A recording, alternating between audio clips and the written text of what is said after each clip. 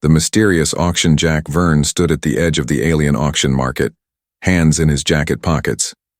The sun of the desert planet Aurelus V was hot and dry, but the bidding pit was colder than ice. Around him, aliens of all shapes and sizes shouted in different languages. Rusty machines, broken weapons, and scrap ships were being sold off like junk, but Jack was not here for parts. He was here because he had heard a strange rumor. A fully functioning ship was hidden in today's auction, and its starting price was lower than a hoverbike. Lot 197, the alien auctioneer croaked. Decommissioned personal cruiser. Status, unknown. Last activated 42 standard years ago. The crowd didn't care. No one raised a hand. Jack stepped closer to see the ship. It was half covered in dust and vines, like it had been pulled from an old battlefield. It was sleek, with smooth silver curves like a knife made for stars. Its surface shimmered faintly, almost alive. Any bids? The auctioneer growled. Silence. Jack raised his hand. 100 credits, he said. The auctioneer blinked. Sold, the crowd chuckled behind him. Some laughed at him, others shook their heads. Poor human, one alien muttered. He just bought a coffin. But Jack didn't care. He felt something strange, like the ship had called to him. It wasn't logic. It wasn't strategy. It was a gut feeling. He walked toward it. As he touched the outer hull, a faint pulse of light ran under his fingers. Then something clicked inside. The ship powered on. Welcome, Commander. A soft female voice echoed inside his mind. Jack froze. What the hell? The ship's ramp lowered slowly with a hiss of steam. Lights lit up down a hallway. Jack stepped inside, heart racing. The air was cool and smelled of lavender and metal. The hallway led to a central room, clean, smooth, and glowing with soft blue lights. A table rose from the floor. A screen turned on. It showed a holographic symbol of an alien crown. Then the voice spoke again, clearer this time. Your claim has been accepted. Identity, Jack Verne. Status, new master. Personal link established. Protocol unlocked. Companion awakening sequence. Jack's eyes widened. What companion? Who's in here? Before he could react, a door to his left opened with a low hum. Inside was a round stasis pod. It cracked open slowly and mist poured out like smoke. Inside the pod was a woman. She was tall, her skin a light silver blue, glowing faintly. Her hair was long, dark purple, and floated slightly in the cold air.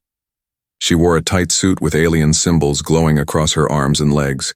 Her eyes opened, bright gold, sharp, and intelligent. She looked at Jack. Then she stepped out of the pod and bowed deeply. I am Sarah, she said in a soft, musical voice. I belong to this ship. By claiming it, you have claimed me. I am now yours. Jack's mouth opened, but no words came out. What do you mean you're mine? He finally asked. You're alive, not a robot. I was grown for this. Purpose, she replied. I was created as a personal bondmate to the noble pilot of this ship. That pilot is now gone. You are my new owner. He stared at her, stunned. This wasn't in any auction report. No one had said anything about a person, no, an alien woman, living inside the ship. I didn't mean to buy you, he said. Just the ship. But I cannot be separated from it, she replied gently. I am its heart. I fly it, protect it, and, if needed, I serve. Jack backed away slowly, but she stepped forward. I can clean, fight, cook, repair, heal, and defend. You, Sarah said. And if you desire, I am also programmed for bonding. He gulped. You're like an alien bride. She tilted her head, thinking. If that is the word you prefer, yes. Outside the auction was ending. But inside this forgotten ship, Jack Verne realized something. He didn't just buy a ship. He had won something far more complicated and maybe far more dangerous. Sarah didn't blink. She didn't move like a normal woman. She stood with perfect balance, her golden eyes glowing in the dim blue lights of the ship. Her voice had no fear, no doubt, just calm, and something Jack couldn't name. Maybe devotion, maybe programming, maybe both. Jack backed away slightly, bumping into the silver wall. "You said I'm your master," he said. "That doesn't make sense." She stepped forward slowly, never taking her eyes off him. "The bond has been activated. You claim this ship by ancient code. The ship is my core, and I am part of it." Her fingers gently touched the wall. Where her hand made contact, blue light rippled like water. The ship responded to her. Lights flickered. A screen lit up with alien words that Jack couldn't read. "I've never seen tech like this," Jack said. "This is older than any human records." "Yes," Sarah said. "You now control a living war relic, a Class 7 organic, hybrid vessel once piloted only by royal bloodlines." Jack swallowed hard. Sarah turned toward him and added, "Would you like food?" He blinked. "What?" The floor opened. A tray rose with a soft hum. On it were 2 plates of steaming food. It looked alien, but it smelled surprisingly good. Warm, slightly sweet. She sat down beside the table and motioned him over. Jack slowly approached and sat across from her. "I don't know what to do with you," he admitted. "You say I own this ship and but I didn't come here looking for a slave." She looked confused. "Slave? I mean, someone who's forced to obey." Sarah tilted her head. "I am not forced. I was created to serve. That is my purpose. Without a pilot, without a bond, I would have slept forever." Jack watched her. Her face was too perfect, like a sculpture. But her eyes were sad. Not empty. Just waiting. Waiting for someone to give her meaning again. She picked up a glowing cube of food and ate it slowly, almost human. "You're not just a machine," Jack said. "You feel things, don't you?" "I am allowed to feel only what my pilot desires. My heart is shaped by the one I bond to." He felt cold inside. What kind of civilization had made a woman like this? Suddenly the ship shook. A loud sound echoed from the walls, a deep mechanical groan, like something big had awakened. Jack stood up fast. "What was that?" Sarah touched her temple. Her eyes flashed. "A remote sensor just triggered. Something is near." "Like what?" "Another ship. Possibly old. Possibly hunting."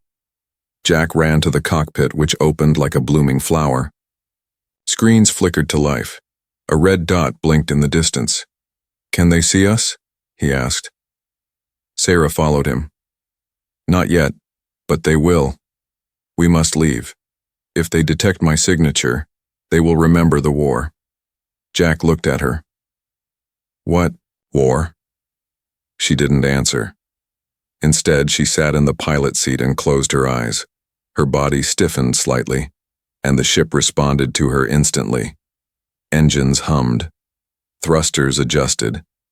The ship lifted without noise, smooth and fast. Jack gripped the rail beside him. "You are the ship, aren't you?" She opened her eyes and looked at him, this time with something new. Fear. "I am its soul," she whispered. "But my past will bring danger to you." Jack frowned. "Then why stay with me?" She stared at him for a long time. Finally, she said softly, "Because the moment you touched the hull, I felt something I've never felt before. Freedom." The ship raced into the stars. Behind them, a shadow moved. A Hunter-class ship older than anything Jack had ever seen, blinking slowly to life. And now, it had found a scent. Sarah stood in silence as stars passed outside the ship's glass dome. She wore a robe now, woven from silver threads pulled from the ship's own walls.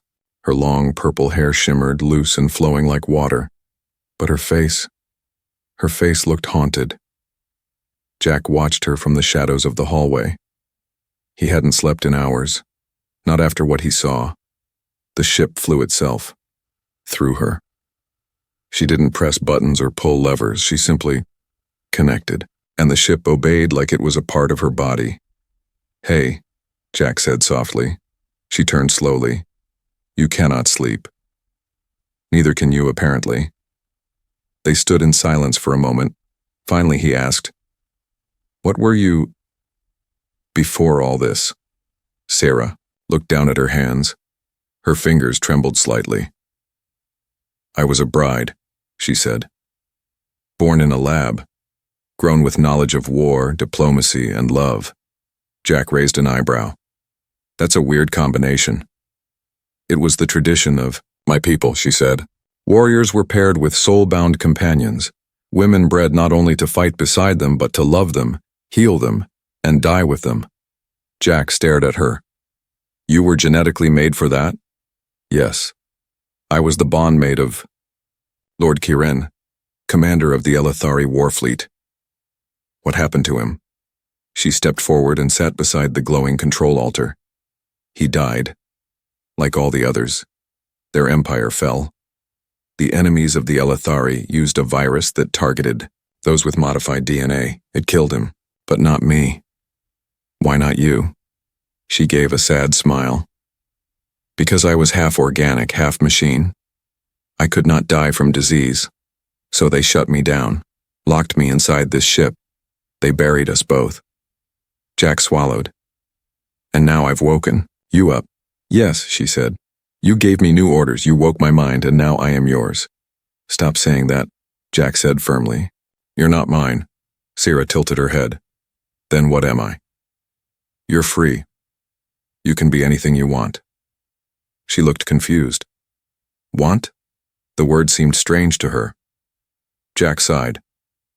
"You said you were created to love your bondmate. But what about now?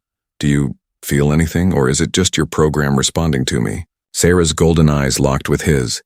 "I do not know," she whispered. "But I feel different around you. You do not command me.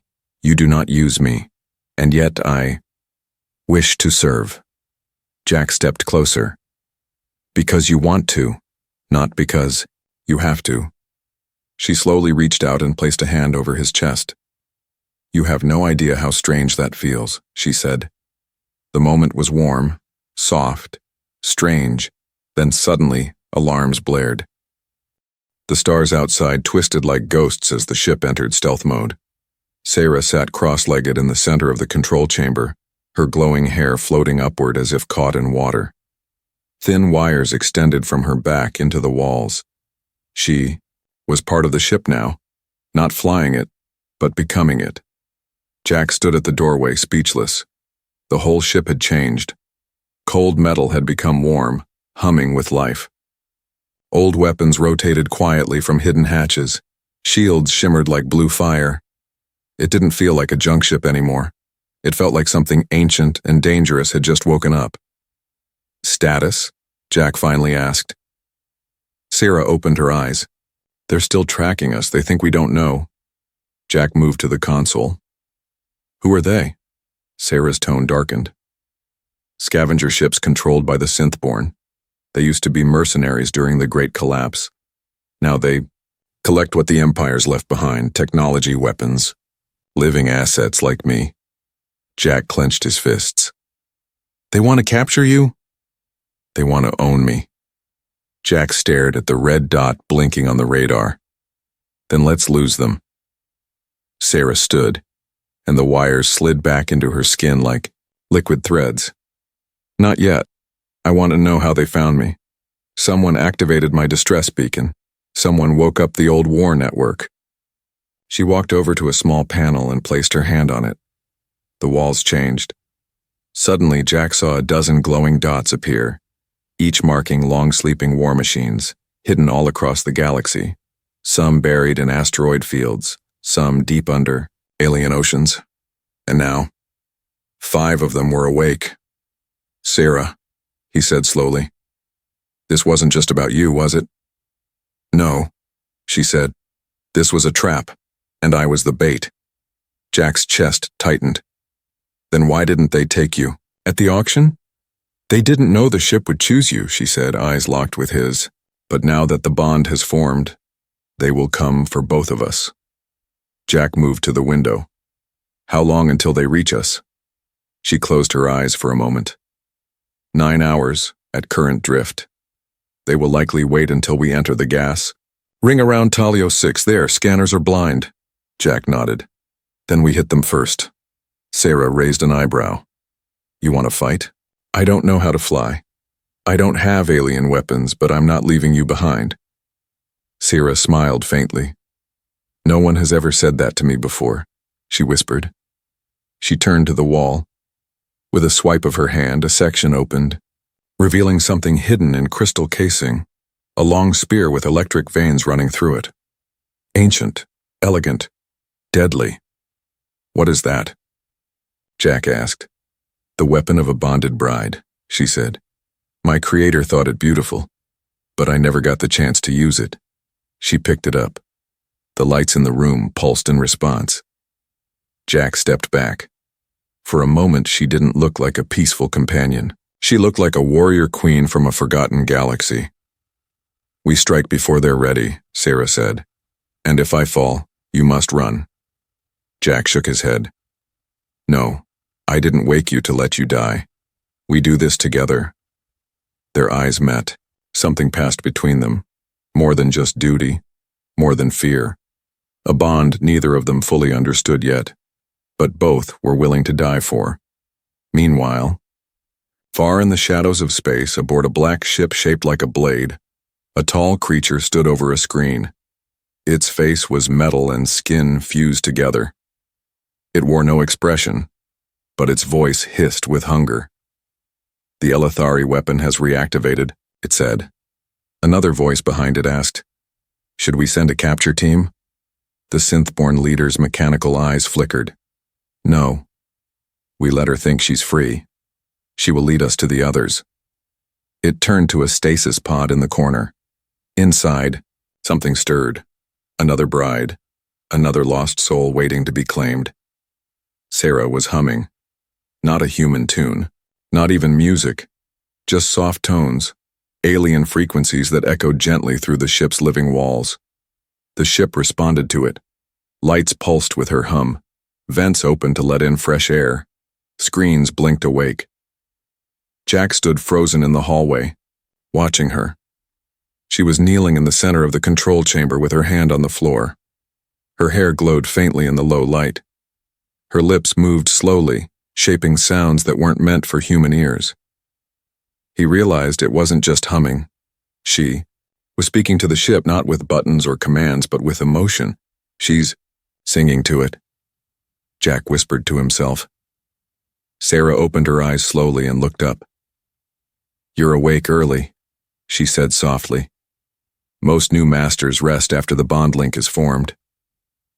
I'm not your master, Jack said, walking closer. I didn't mean to bond with anyone. She tilted her head. And yet, the ship recognized your touch. You awakened me. That is how my kind was made. He sat down beside her. Your kind? Companions. Built to match the warrior caste. We were grown, not born. Trained for peace and war. My purpose was to love, guard, and guide one noble for life. Jack leaned back against the wall. That sounds like a marriage. Sarah nodded. The Elethari called it Lorenkai, the soul binding, a warrior and their chosen bride. Not just for pleasure, for balance, for unity, for war. Jack stared at her. You were made to love someone who no longer exists. Yes, she said. He died when the Elethari fell. Our enemies used a virus to wipe out the royal genes. My pilot was killed in his sleep, but I could not die. So I was shut down, left in the ship, buried. And you've just been waiting all this time? Jack asked. Not waiting, she replied. Dreaming. In stasis, I dreamed of stars, of names I didn't know, of hands I'd never touched, and in every dream I was incomplete, until now. Jack was quiet. I'm not the person you were made for, he said. Sarah reached out and gently touched his hand. You are not the one I was grown for, she said. But you are the one I woke for. Jack swallowed hard. Her touch was warm, not mechanical. Her skin felt like silk. Real. Alive. Vulnerable. How do I know this isn't just programming? He asked. You don't, she said. And I don't either. She stood and walked toward the glowing view screen. Outside, a star blinked in the distance, silent, eternal. I only know that when you entered the ship, she said. My heart changed. My course shifted. I am no longer following a code. Jack joined her. Then what are you following? She looked up at him. Hope, she whispered. Suddenly, a sharp chime rang through the ship. Sarah's eyes turned serious. She raised her hand, and the walls lit up with warning symbols. Someone is searching for us, she said. Who? She pointed to a blinking red triangle on the map. A long-range signal scan. Military grade. Someone knows I've been activated. They want the ship. Jack frowned. How fast are they coming? They'll find us in a day, maybe less. If they know what I am, they'll try to take me alive, or destroy me. Why? Jack asked. Because I'm the last Elithari, bride, and inside me is knowledge that could rebuild their weapons or destroy entire fleets. Jack looked at her, stunned. You're not just a person, he said. You're a war prize. She nodded slowly. That is what I've always been. Until you. Jack clenched his fists. Then we don't let them take you. Sarah's eyes softened again. You would protect me, even after everything? He looked at her. You're not a tool. You're a person. And I don't leave people behind. She smiled. Just barely. For the first time in her life, she believed someone meant it. It began with a whisper, then turned into a scream inside the ship's mind. Sarah jerked awake in the middle of the night. She wasn't dreaming. She was receiving a signal. Her golden eyes glowed faintly in the dark. She stood from her sleeping platform silently, bare feet touching the ship's living floor. The soft hum under her skin felt wrong, like something ancient was stirring, something dangerous. In the hallway outside, Jack heard movement and quickly pulled on his jacket. When he reached the control chamber, he saw her already seated at the ship's core, her body glowing with blue veins of light. Sarah, he called. She didn't look up. Talk to me. What's happening? Her voice was distant. We've been marked. Jack stepped closer. Marked? Tracked, she said coldly. Something has activated an old Elithari war signal. My presence, my signature, has been broadcast across nearby systems. Jack's stomach sank. You said this ship was hidden. It was, she whispered. Until you woke me. Until I bonded, until I started to feel again. She slowly stood, her fingers trembling. The signal was deep in my code. I didn't know it would trigger. I didn't mean to call them. Jack stepped beside her, looking at the main screen. 3 red dots blinked in the distance. They weren't just moving, they were circling. Waiting. Who are they? He asked. Sarah's lips tightened. The old enemies of my people. Raiders, scavengers, warlords who hunt Elithari tech to sell to the black markets. But they won't sell me. Jack clenched his fists. Then what will they do? They'll rip the ship open, she said. Cut me apart. Extract my memories. Use me to rebuild what should have stayed buried. Jack turned toward her. Then we leave. Now. But Sarah shook her head. They're not chasing us. Not yet. They're waiting for something. Watching. They want to know where I go so they can find the rest. Jack frowned. The rest? Sarah turned slowly to face him. There are others, she said. Other war brides. Others like me, asleep, scattered across the galaxy, buried after the fall. I didn't know I was the first to wake. But now, the signal has exposed them all.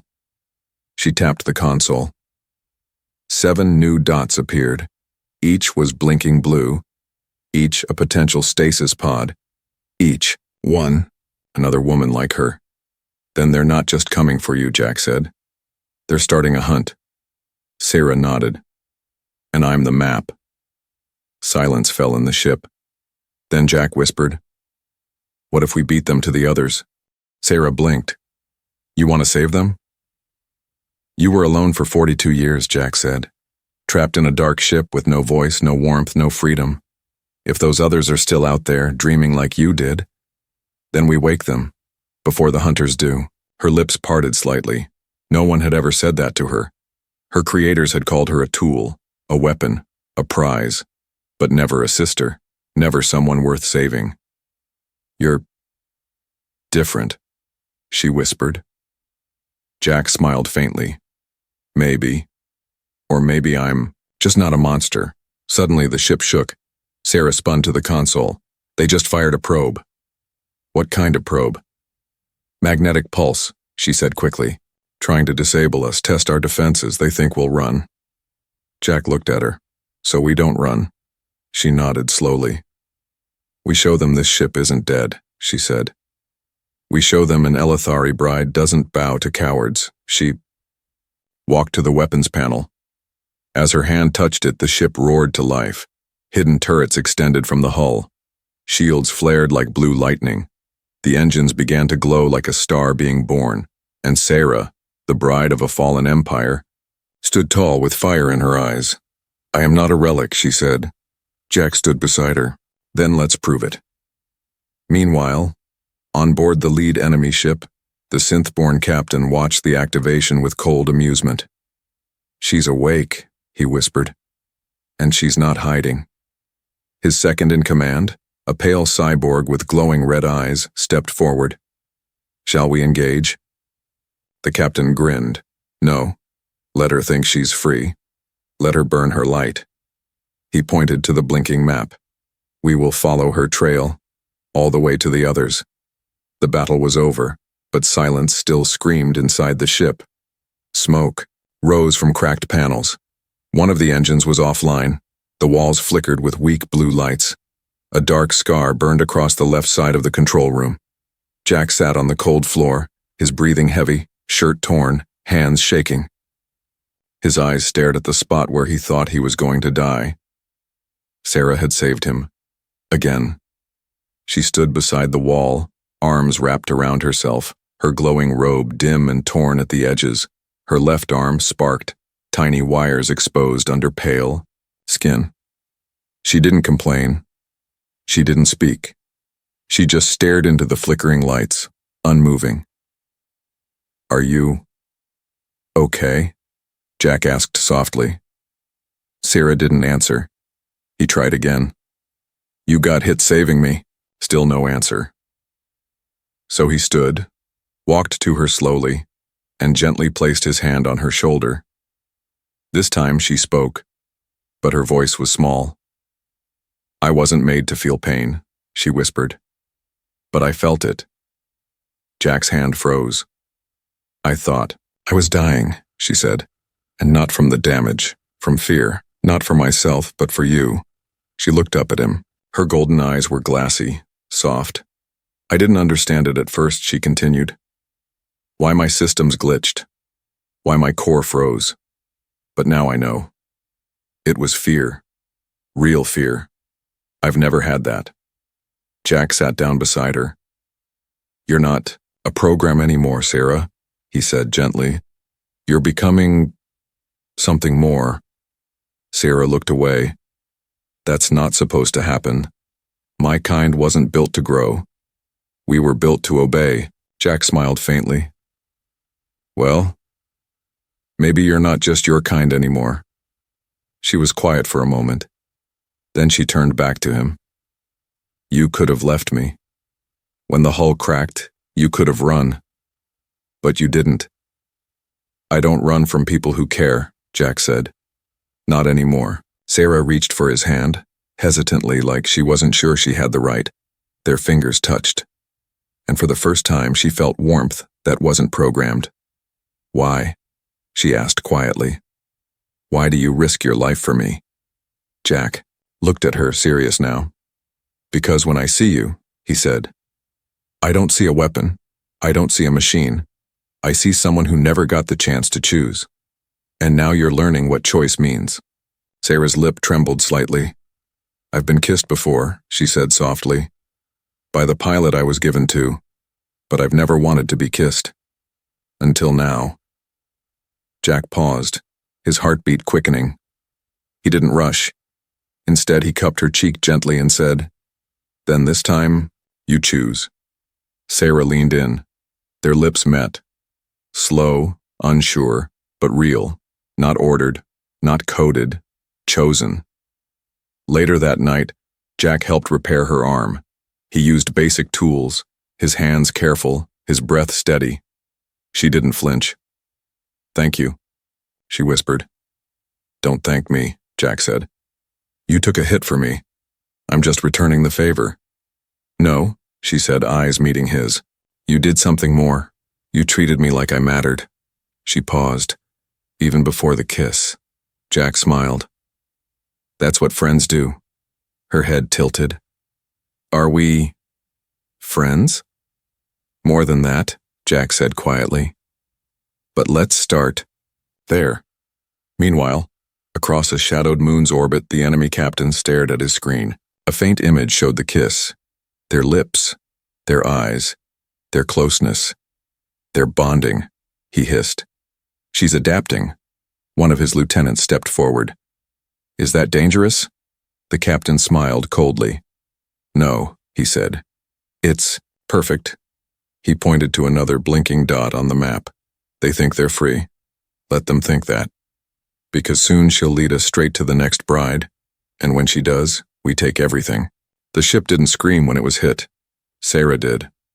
A blast tore through the left wing as they approached the ruins of an old Elithari beacon. Sparks rained from the ceiling. The lights died for a second, and in that darkness, Jack heard her cry out, not in pain but rage. "They found us," she gasped. "They knew we were coming." Jack pulled her up from the floor. "Can we jump? Can we run?" Sarah looked at him with burning gold eyes. "No," she said. "We finished this." Now outside the ship, 3 enemy vessels closed in. Smaller than Sarah's craft but faster, built for capture. Grappling arms extended from one. The second powered up an energy net. The third charged a beam. Inside the ship, Jack ran to the weapon control, but everything was locked. "Sarah, the system's not responding." She didn't answer. She stepped into the ship's central chamber. It responded like it recognized her fury. The floor opened. A long, sleek armor pod rose from beneath, a silver suit with glowing blue veins. It wrapped around her body like liquid metal. Her face changed. Her expression sharpened. Her skin glowed, brighter than ever before. "I was not just made to serve," she said coldly. "I was made to fight." Jack froze. "You're changing." "I'm activating the bride's final protocol," she said. "Something no Elithari ever allowed me to do, until now." He stared at her. "Will it hurt you?" "Yes," she whispered. "But it will hurt them more." The ship's hull split open, on purpose. Sarah walked onto the outer deck, the vacuum shield rising behind her. Her armor glowed with power, her spear formed in her right hand, humming like a storm. The enemy ships paused. They hadn't expected her to come out alone. "Target acquired," one of the captains said. "She's armored. But she's still just a companion class. Deploy capture bots." Dozens of insect-like machines launched toward her, fast and sharp. But they didn't reach her, because Sarah moved like lightning. Her spear cut the first row of bots mid-air. She spun through the second wave. Her armor released pulses of energy that bent space around her. She wasn't fighting like a servant. She fought like a legend. Jack watched from the deck window, wide-eyed. "She's beautiful," he whispered, "and terrifying." On board one enemy ship, alarms blared. "She's overriding our weapons," the pilot shouted. The captain's eyes widened. That shouldn't be possible. But it was. Sarah had tapped into old Elithari codes buried deep inside the enemy systems. One by one, their controls failed. Doors jammed, power flickered, gravity flipped. She was no longer just fighting them. She was crashing their minds. Back on her ship, Jack was thrown back as the deck shook again. A shadow crashed into the side. A boarding claw. The enemy had found another way in. Warning. Breach detected, the ship's voice said. Jack grabbed a plasma cutter. He had no training, but he wasn't going to sit and wait to be taken. Footsteps echoed down the hall. One synth-born soldier entered, half metal, half alien.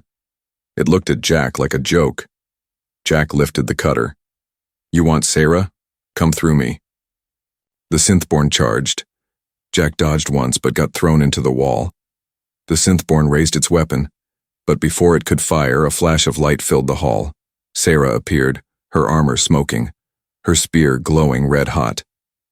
"Don't touch him," she growled. She launched forward and drove the spear straight through the enemy's chest. It sparked, shook, and collapsed in a heap. Jack looked up at her, shocked. You came back."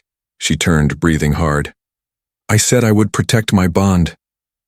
He stood, grabbing her hand. "You're hurt." She looked down.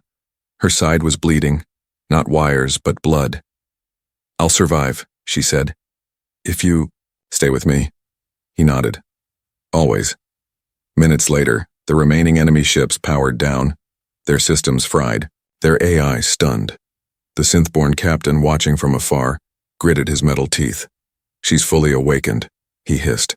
The Battle Bride protocol. Complete. His second-in-command stepped forward. "Shall we retreat?" "No," he said coldly. "We watch. She thinks she's strong now. Let her gather the others. Let her believe she's winning." He pointed at the center of the galaxy map. "Because when she's found the last bride, we take them all." The stars had stopped moving. For the first time in days, the ship drifted quietly in deep space, far from any war signal, far from any hunter. Jack stood at the edge of the observation deck, hands resting on the cold railing. Before him, a nebula glowed in purple and blue. Beautiful, silent. But his mind wasn't peaceful. Behind him, Sarah was dying. After the battle, she had collapsed. Her armor melted away, her skin flickered with sparks. Her heartbeat, once steady and strong, had slowed. Jack had carried her through the ship, yelling at the walls, at the AI, at the ship itself to save her. Nothing worked. Nothing answered. She had burned too much of her energy. To save him. Now she lay in the ship's medpod, still and silent. Like the first day he found her. But back then, she had been asleep. This time, it felt like she was leaving. "Don't you dare," Jack whispered, gripping her hand. "Don't you dare quit on me." She didn't open her eyes. But the med screen showed faint signs of life. Jack paced the room. "She's more than your pilot," he snapped at the ship's system. "She is you, and you're letting her fade?" The AI didn't respond. So Jack did the only thing he could. He sat beside her and talked.